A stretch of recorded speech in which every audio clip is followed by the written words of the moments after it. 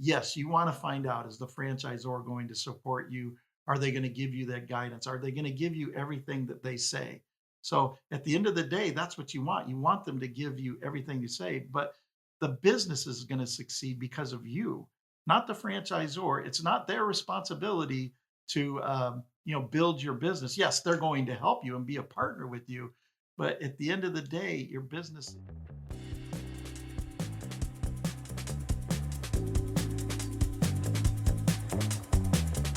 Welcome to The Path to Wealth, the show about well-being, fulfillment, and financial freedom. And I'm your host, Hennche. Welcome back to The Path to Wealth. I'm your host, Hennche. In this episode, we hear from James Hilovsky, a franchise broker who helps entrepreneurs and sports professionals achieve their business ownership dreams. With his expertise in franchise matching and thorough due diligence, he turns entrepreneurial goals into successful franchises. Thank you for joining us today, James. Thank you so much for having me. I appreciate it. So tell us a little bit more about where did your money mindset start before you started Friend Dream? So my money mindset and my whole journey kind of started. I was working for a big corporation in operations, a company called Del Taco. I worked for them for many years, like 25 years, and then another company recruited me and said, "Hey, why don't you come help build our restaurant chain? We have one store now, and we want to grow fast." So I helped them build from one store over to 100, but I was supporting their franchisees. So I was actually their franchisee support, and had a great time. And then the largest franchisee of that company said, "Hey, why don't you come join our company and run our operations and be a partner with us?" They happened to be owned by 2 NFL football players, that were there, and they were brothers, and we did our restaurants, then we did another franchise into an ice cream franchise, we did our own cookie dough concept, and then we did our own coffee shop, and then, one of the brothers, he retired from football, and then the other one, he got hurt, couldn't fulfill the end of his contract, and they decided they wanted to go down a different road. One of them wanted to go into the movie, film, and did comic industry. The other one wanted to, and did it with his brother. Actually, they went into the tequila business, and not that I have anything against the tequila business at all, but it's not something where my expertise was. So then it was like, Yeah. well, I want to go back out on my own and just do my own thing now. And that's when I just started thinking about, why don't I be a franchise broker that helps match people to franchises that are out there, and just show everybody the options. Only because when I was with the brothers, them being NFL football players, you could see all the different investment opportunities they had by even their friends that probably weren't the best. Just because maybe they had money and they knew that, and so it's just, I wanted to help people, guide them through good franchises and good investments that they can make in the franchise world. You know that you just reminded me of that documentary on Netflix called Broke, Yeah. where they talk about all of those investment ideas that come to athlete throughout their career and how many of them went bust by just putting the money on the wrong investments. 100%. That happens with a lot of athletes, unfortunately, and you can't blame them, especially if it's a friend or someone they know, and they come up with this investment opportunity, and unfortunately, there's a good chance that it could fail. That's for sure. In the franchise world, your chances of failing are a lot less likely because you haven't handed a playbook how to do the business. The franchisor hands you the playbook.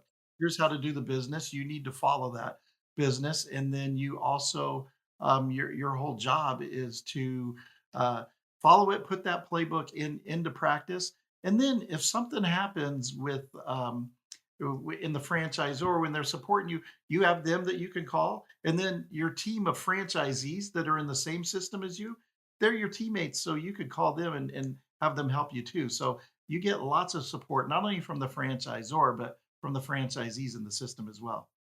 And I think this is where it becomes attractive to people that, for example, wanna venture on their own, but maybe don't have the guts to quite build their own system. And there where it comes handy to, you kind of own your own business, but you have that entire support infrastructure, and you have branding to fall back up on, and you have systems to fall back up on, which I think makes it a lot more tangible for people. There's like, hey, this is a path. We've done this 100 times. There's other people who are already profitable. Like, you can do the same if you're willing to do the work. Right, and just willing to do the work and follow the systems, and really, I think the biggest thing to overcome in doing your own business and going out into the franchise world, they always ask, what's the biggest thing? Well, I would say is overcoming that fear, that first step of, hey, go out into entrepreneurship, take that leap of faith. If you've been in a job for 20 years plus, 10 years plus, uh, don't take that leap of faith and bet on yourself. I've had so many people, not only athletes, but you have professionals too, where after a 20 plus year career, the companies turned their back on them, laid them off, and or downsized, and now they're trying to figure out, oh gosh, what do I do? Where they have to go into business with themselves or find another job, and it's just, hey, bet on yourself, put that fear aside, and try it. Yeah. But I think this is where it falls apart for many people. I think especially if you might have been in a job for 20 years, it takes some guts, and I see you have a Tony Robbins book behind you, Mhm. and he's big into like helping people break through, but I think not everybody is cut out of that wood to actually own a business. 100%. I would tell you there's some people you just go, you're just not wired to own a business, and that's okay. That really is okay. But like you said, really the biggest thing is fear of taking that step out and launching that. And at least in a franchise system, you're taking that step with a lot of support and a lot of help and a lot of ideas that come your way that you wouldn't have if you just did it all on your own. Yeah.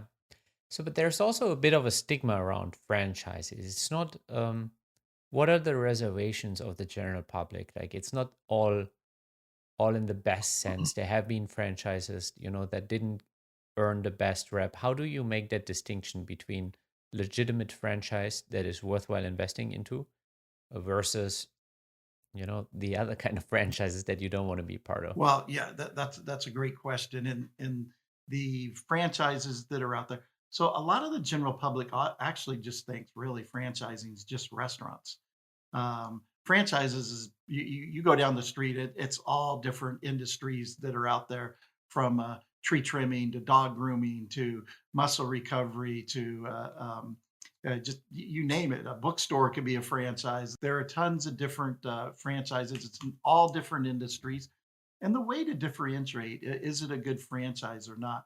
Some of the franchises, the really big sandwich shop that's out there that doesn't have a good reputation, is they're the problem with them. They don't give you any protected territory. So you're signing Hmm. up with this franchise, and if you don't know, you don't have someone guiding you like myself or a franchise broker of what's out there. You could sign a deal, and then if you didn't pay attention or read the rules of the FDD, in this particular franchise, they can build a store right down the block from you.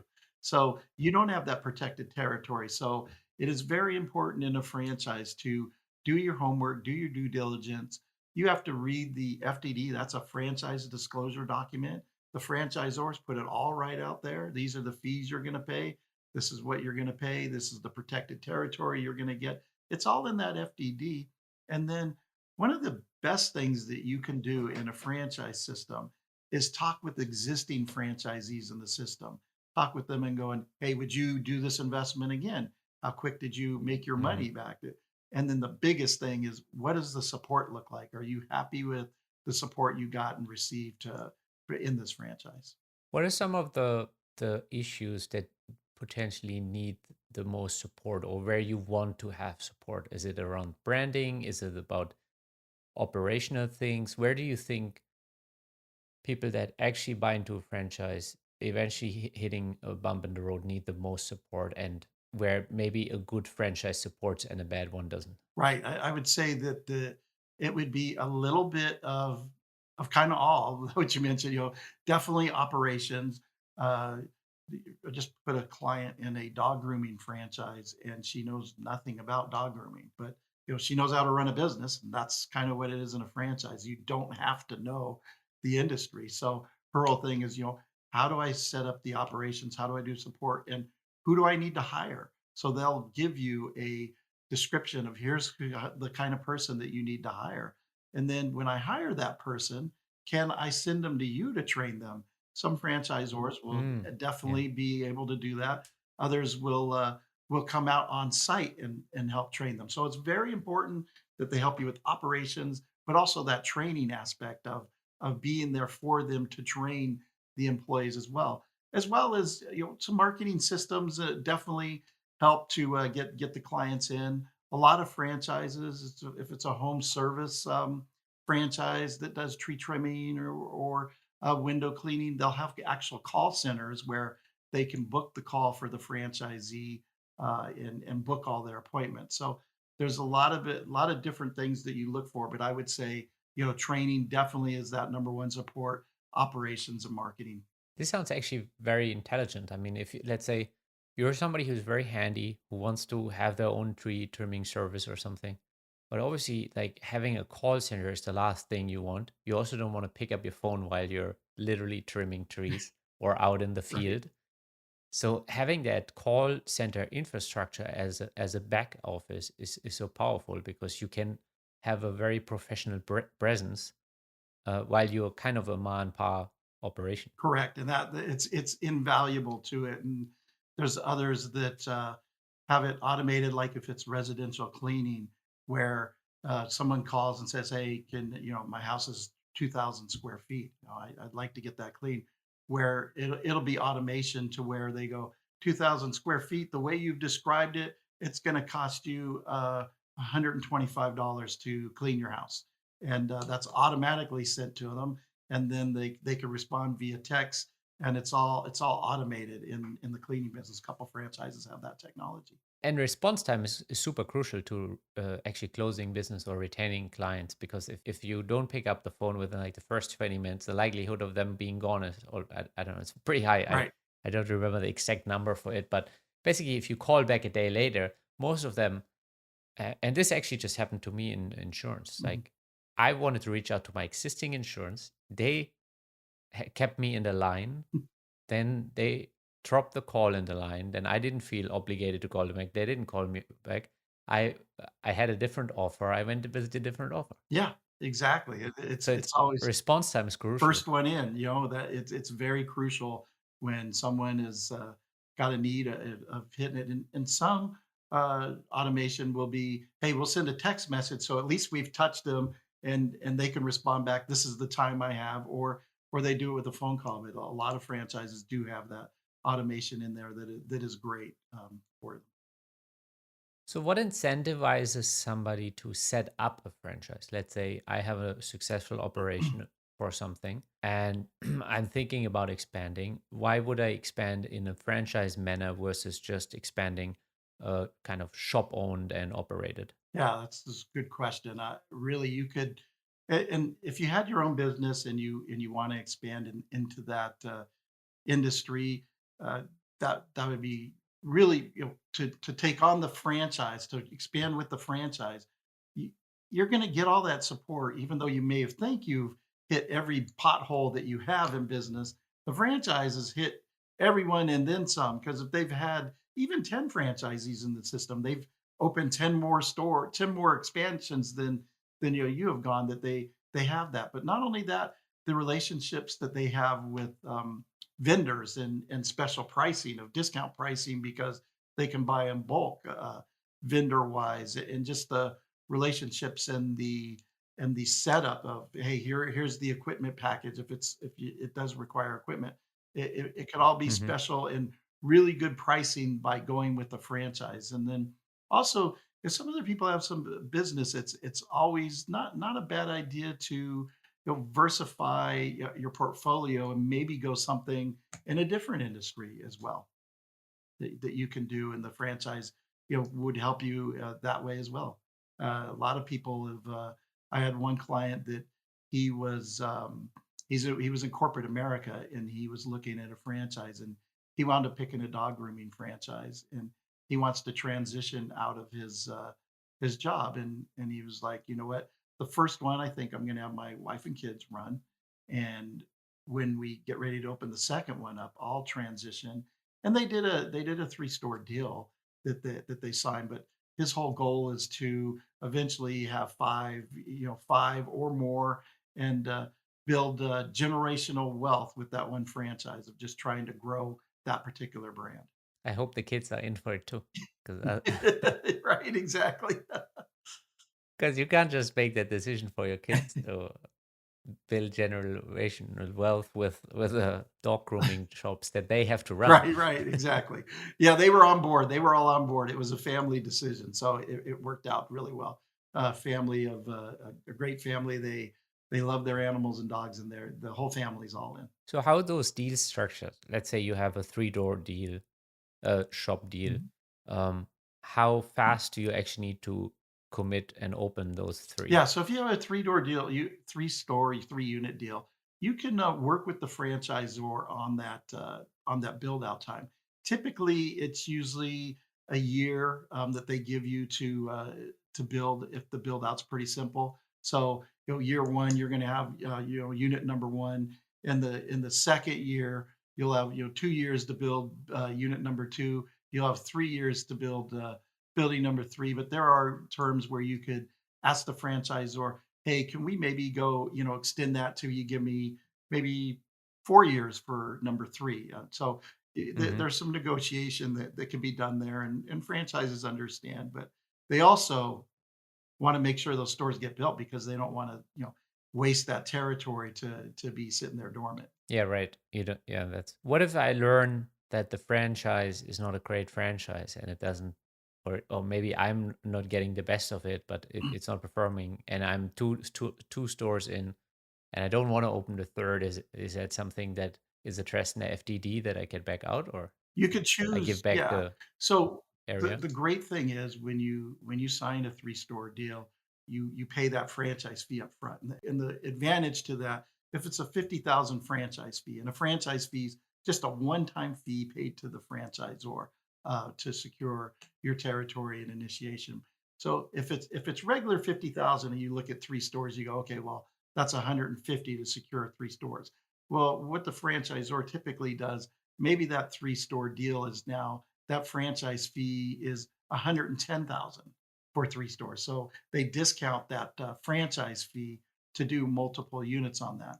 So if you've done 2 stores, you have a couple options. You could not do that third store, and you lose the franchise fee, which you probably wouldn't have lost much anyways on that in this particular example.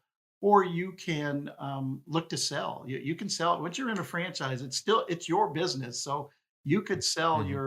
your business off, and you could sell. Hey, I got 2 units up, and then I have the rights to this third unit. So you could look for a buyer and sell. It's like I said, it's you may be in a franchise system, but at the end of the day, it's your business, and you can do what you want with it. And what are usually like the annual cost around the franchising fees, or what is the cut that the franchise wants for supporting you, giving you branding beyond the initial fee that you Yeah, get? so the franchise fee is the one-time fee. That's usually typically about 50,000. You have royalties that are anywhere between 5 and 8%, depending on the flow through and the profit margins on that. So it's 5 to 8% of the top line sales that they take. And then some franchisors, if it's a really big system, they'll be wanting 1% for marketing, where they help you with your marketing.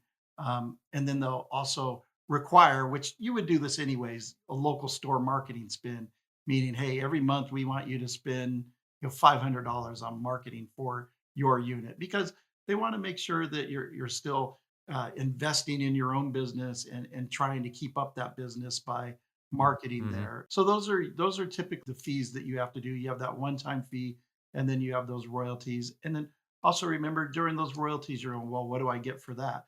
Well, after you're open, you still get ongoing support from the franchisor, to where they're helping you with either marketing programs, ideas. Maybe it's a new product line that's being launched, to where they're helping you with your ongoing support where they're watching your matrix in there, maybe how your labor cost is, or where you're spending high to where you could improve your business to where they're visiting your site every quarter, typically in a franchise system. So you're really getting a lot for those royalties. Mm-hmm.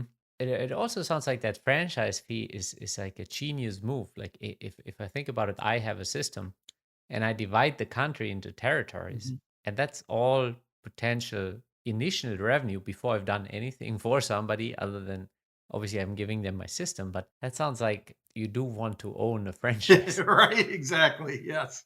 It is very good. The franchise fee is there. And then, really in that franchise fee that the franchise has, that they are using that for their opening, initiation costs for the franchisee and whatnot. So it's not like it's 100% profit to the franchisor.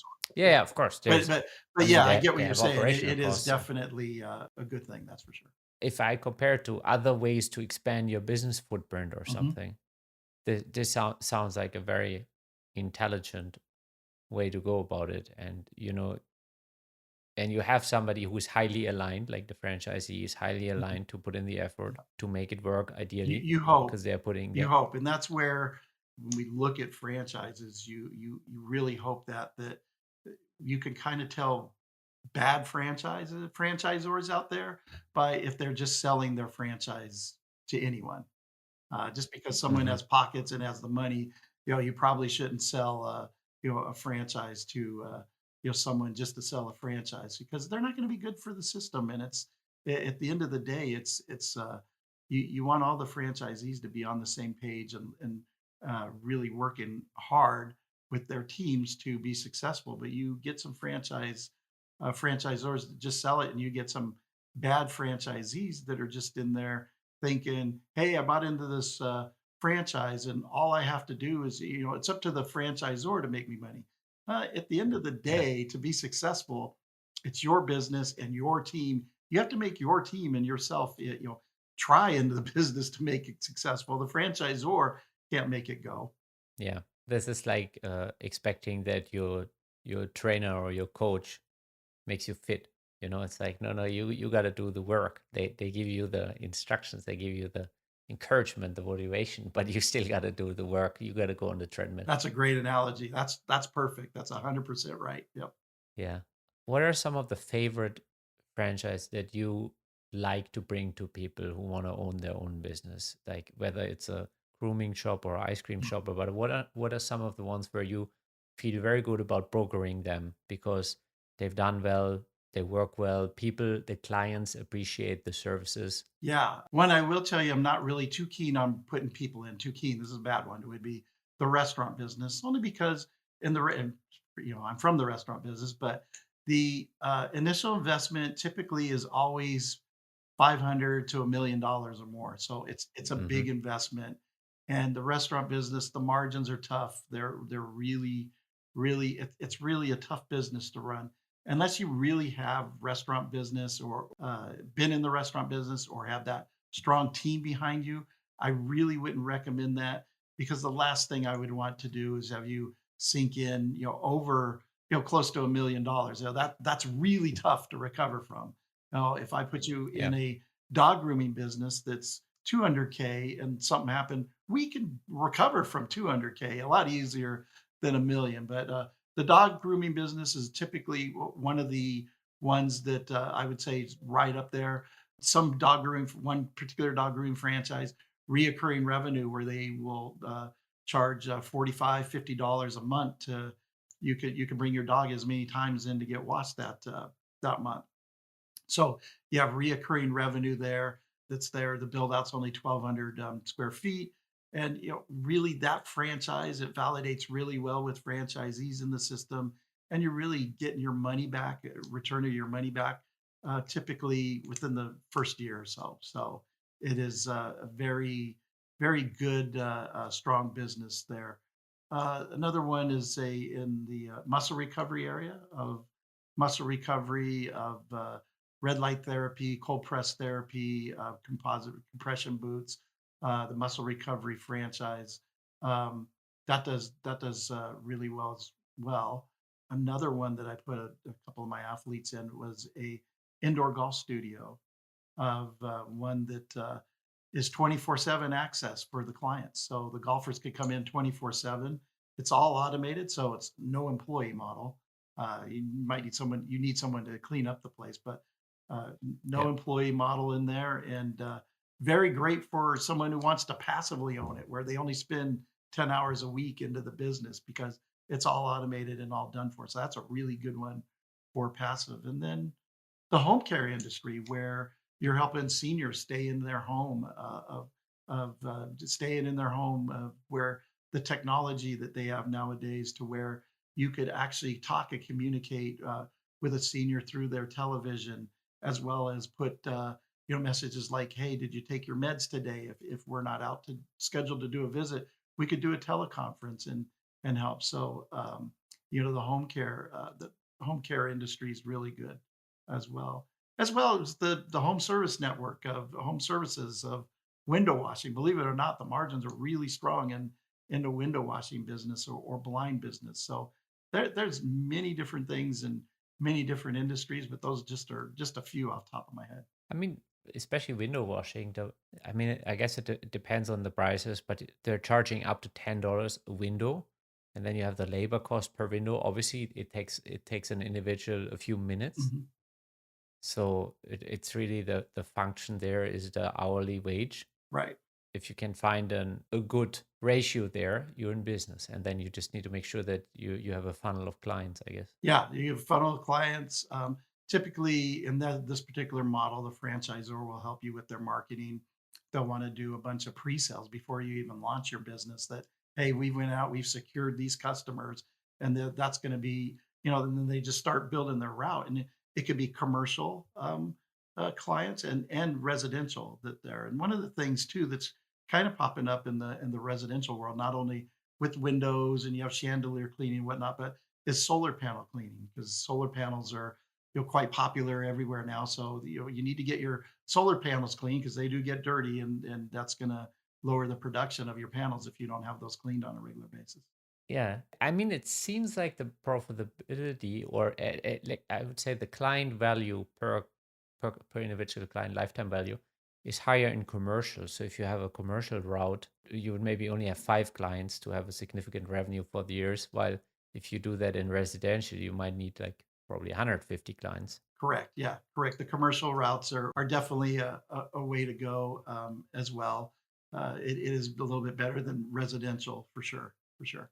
I find it so interesting that how many different businesses, but also what I'm seeing here, for example, dog grooming. I feel like this is a trend where people used to have kids, they used to Right. spend money on kids, and now the money that's being spent on pets is through the roof. If you actually look at how the disposable income has shifted towards pet spends, it's incredible. Yes, and it is incredible, and they have super strong margins. And one of the taglines that one of the franchises use is, this is it really truly is kind of recession proof, and you can't get your dog washed at Amazon. Got to come to us. So that, and in the dog grooming business too, it's nice because it's a 9 to 5 business, uh, Monday through Friday. You could expand to Saturday if you wanted to, but it's a very great work-life balance business. Yeah, very interesting. And I see it more so like the value on pet products, and like how they're positioned. It's a completely different status than maybe 30 years ago, what a pet meant to people, what it means now, how they treat it. And a little bit what you said about you can't wash or get the a dog washed with Amazon is, you know, now there's white collar jobs who are being absorbed by AI. There's a lot of blue collar job that won't be absorbed anytime soon. Mhm. Whether it's HVAC or window washing or tree cutting, all of those jobs. And I've kind of seen that. I've observed how handyman and people that have a physical skill, whether it's construction, building, something, or they're carpenters, their wages really went up over the last couple of years. Yes, and you mentioned HVAC, and that's another really good strong franchise, and a lot of people don't realize that you can get into an HVAC business not knowing anything about it with the franchise. They will teach you the tools and the trades of there, but they help you with the hiring. So you will obviously you have to hire someone who has a license to do HVAC, but they help you with that. And the HVAC business is a very another very strong margin business as well. And that's because nobody want to sit in a warm apartment for too long. Right, and that's the thing. They're gonna go, are you gonna fix your if it's 100 degrees out and humid, are you gonna fix your HVAC system? Well, of course you are. You're gonna spend the money to fix that. Absolutely. Yeah. So why are the margins so strong on HVAC? Is it because of the urgency when the HCC is down that people are just less price conscious because they don't want to go shopping for 5 days because they want to get it fixed ASAP? Yeah, that and then just the margins of the labor just because of the skill that's cost to fix an existing system that's out there. So a lot of repairs are made that way to where you're just having that labor of that one tech, but that job is probably a ticket of it probably at least $500 or more from that one tech for that, maybe 1 hour or 2 hours, depending on what's wrong with the system. Or, in the HVAC company too, you're doing new installs that, air conditioners are not cheap for sure that to get a new one. So there's quite Yeah. a really strong margins there as well. I got you thinking, you ready to start HVAC company, huh? I mean, HVAC is truly something that won't go anywhere. Like in 30 years, do I see Tesla Optimus install HVAC systems? Highly doubt it. Right. So at least till I reach retirement age, HVAC systems will be in demand, especially since I think we're the most comfort-driven generations yet. Like even younger than me, like we're so spoiled. There's so much comfort, temperature comfort. Like now a Tesla, I can cool down the car before I get to the car. It's Right. like there's no more discomfort. So I think these things will just get more and more extreme. Like people want this, and population is growing, so HVAC is probably an upstream business. Yeah, you mentioned Tesla, and when you think about franchising, there are many that are out there. There's a franchise that just does Teslas, that paints Teslas, and does coatings on the Tesla paint. And the new Cybertruck, it only comes in one color. So this Yeah, franchise helps paint the Teslas. They put the coating on them, and they provide some aftermarket for just Teslas. So that's just kind of crazy that that's all they deal with is Teslas. But it does pretty well actually. but I can see why, because for example, if I look at car repair and for example, let's say you have a European make Mhm. and you don't want to go to the most generic shop who can handle a car. You want to go to somebody who has at least like European make experience or maybe even Audi experience if it's an Audi. And let's say you have a Tesla, you probably love the car, you don't want to go to a random paint shop, you want to go to a paint shop that gives you the feeling like it's specialized to treat your baby well. Right. Yeah, So you go to the Tesla paint shop. exactly. And they do well, but it just again, you would never think that that would be a franchise. A franchise system would be that business. Yeah. I also love how people have that thinking. Like, okay, there's a car brand, people love the car Mhm. brand. I can spin off a franchise on the paint shops just for this one car brand. And somebody is willing to go all in, put all of the eggs in one basket. And obviously, with Tesla, it has played out very well. They probably built a nice franchise out of it over the years because the Tesla fan base is massive. Yeah, and it's massive, and it's pretty. It's a very loyal drivers in the Tesla community. That's for sure.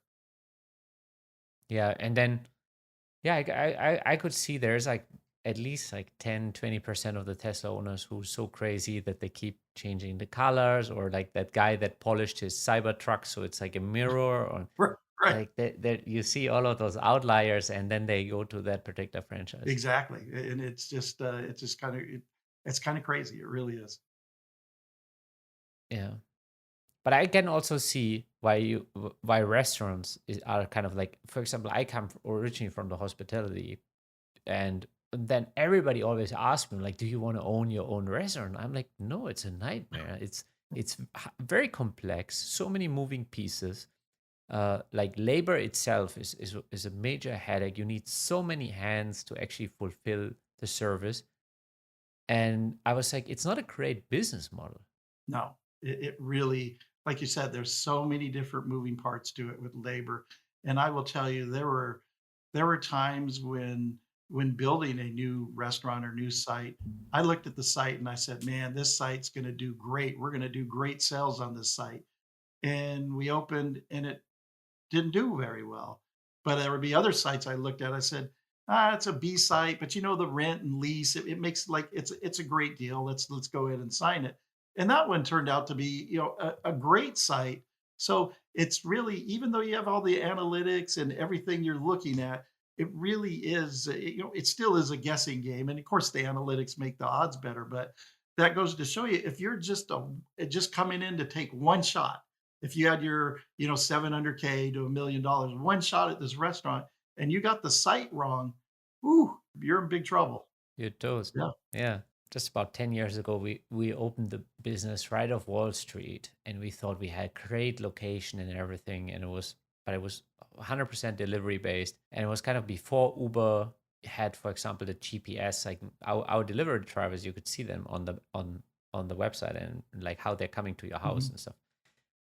But then in the summer, we realized that people want to walk out for 30 minutes to eat. Oh my And we didn't have a pickup window, nothing. We were so, everything was delivery based. And then we're like, wow, we have this amazing location. But now we have an issue. We need a physical pickup window because people don't want to stay in the office. They want to go out for 30 minutes, see the sun, or get the air in.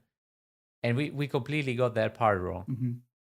Mhm. And it's, yeah, but you have all that money in that location. So what do you do Right. now? You're stuck with it. I mean, the whole thing is, Shaq, he's very successful at franchising. He owns all these restaurants and all that. Well, that's because he has the capital, and a great team, but he has the capital. If he had one restaurant that is not underperforming, odds are he has another one that's making up for that. So he's not taking one shot. He's got a lot. And I really think if you're a franchisee in the restaurant business, you got to be able to do multiples on it because it's really a multi-unit play for sure. Yeah. I think this is very interesting, especially it also goes back to what you said earlier. As someone who's giving out the franchise license, you want to make sure that whoever has the ability to open multiple stores is very aligned with the system and everybody else. Like you don't want somebody who can open 10 restaurants but be a bad actor in a way, and then they have 10 of your locations that get a bad rep, which reflects on the rest of the franchisees. Exactly, and I could tell you just from past experience, dealing with those franchisees, it makes life miserable because they don't conform to the system. It's the franchisor's fault, and it just makes it really tough because at the end of the day, both parties are unhappy, and it's like, okay, let's try to find a buyer. That's really kind of the best solution would be have that franchisee exit the system, and that's tough. So how do you as a broker help to mitigate that and kind of make sure you don't bring a rotten apple to a system? So I do kind of talk with the client and tell them what's involved being a franchisee. And we talk about if it's okay, if franchisee being a franchisee's for them, because if you don't really want to follow rules and you don't want to take advice from the franchisor, and you want to do things different, it might not be the best fit for you to be a franchisee. And I also tell them, hey, look, at the end of the day, yes, you want to find out, is the franchisor going to support you? Are they going to give you that guidance? Are they going to give you everything that they say? So at the end of the day, that's what you want. You want them to give you everything you say, but the business is going to succeed because of you, not the franchisor. It's not their responsibility to build your business. Yes, they're going to help you and be a partner with you, but at the end of the day, your business, it all relies on you if you're going to make the business go or not. Yeah. It's just to Telling it. end that, like, hey, the franchisor, you get into this franchise system, you're just going to be raking in the money, and they're going to do all the work. It's just your example is perfect. You got to get on the treadmill and do the work. I've seen that so many times also when it comes to coaching or mentoring, and then people are like, oh, I didn't get it out of it, or it wasn't success for me. And like, for example, I had certain coaches in between, and I knew when I wasn't putting it in that I wasn't getting anything out. It's like, yeah, I can blame them, but there is, I think it's Alex Hormozy who says, like, even on the worst coaches he hired, as long as he strived to be the best student, he would still get something out of the worst coaches. And so I think there's something to be said that if we're not willing to put in the work, we should never complain about not getting the results that other people might be getting. 100%. At the end of the day, it's a business, it's a risk, and you're going to succeed or not because of the team you put in place, and the kind of effort that you put in, and how you teach your team. Yeah. So James, where can people connect with you? You have thefrienddream.com. Where else? LinkedIn? Yep, thefrandream.com, LinkedIn. You could email me at james@thefrandream.com, and would be happy to respond to anybody and just answer questions and just talk about franchising in general. You know what I like that this enables people who, like you said, you don't need to necessarily have experience in grooming, but you maybe have the experience to run a business, or you have some business experience and you can own an HVAC. It's like it enables you to go into verticals where you see potential. Correct. Where you see potential and you see that, hey, in my area, there's a drastic need for a dry cleaners. you you do go into the dry cleaning business. Yeah. I want how do you help people identify the need? Like, let's say somebody says, I live wherever in Sarasota, and how do you help them hone in, like they want to stay where they are, they want to own a franchise, but they're not like dialed in on like whether it's dog grooming, HVAC, or a dry cleaner. Is there a way that you can help them? Like, I think Sarasota would do well with Yeah.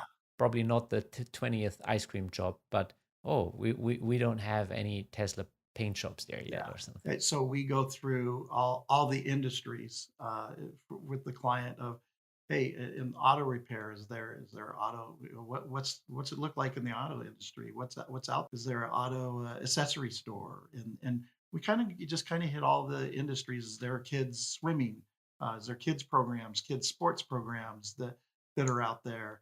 And by going through all the different industries, we come up with they come up with, yeah, I don't have that out there. Do we think that would be great?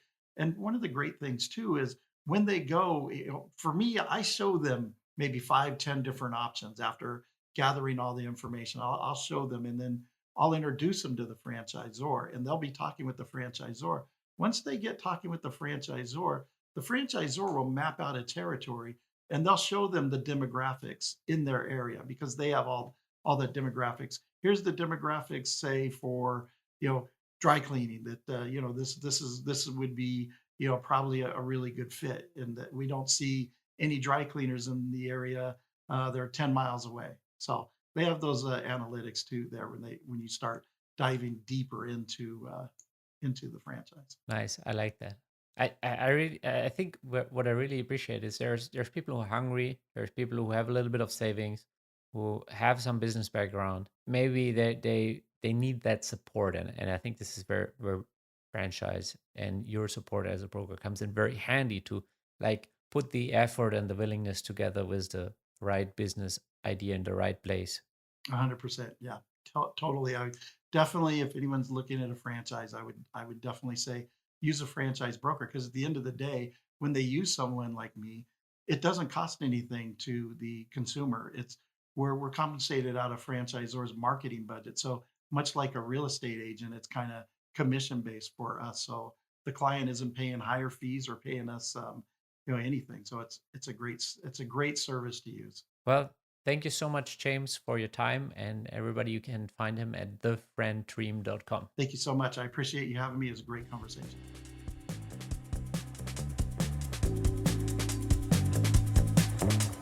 Thank you for joining us at The Path to Wealth. We hope you enjoyed today's episode. Check out our upcoming guests and be sure to share it with all your friends and family that want to take their life to the next level of wealth.